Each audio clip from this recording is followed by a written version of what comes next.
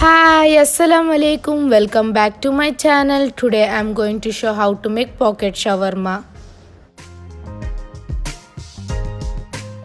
Take a bread, cut the side of it.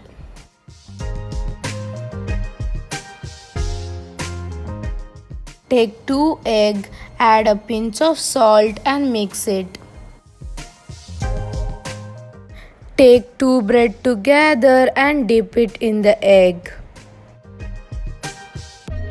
And cover it with the breadcrumbs and keep aside. And do the same for the rest of the bread.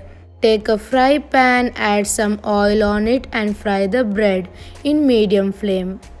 If you're new to my channel, welcome. Make sure to subscribe and click that notification bell. For fillings, take a bowl, add half cup of onion, cucumber, cabbage, tomato, carrot and capsicum. Now add fried chicken pieces into it. Add salt for taste and add half teaspoon of pepper powder. Now add mayo on it as required. Mix them very well. Now spread some coriander leaves.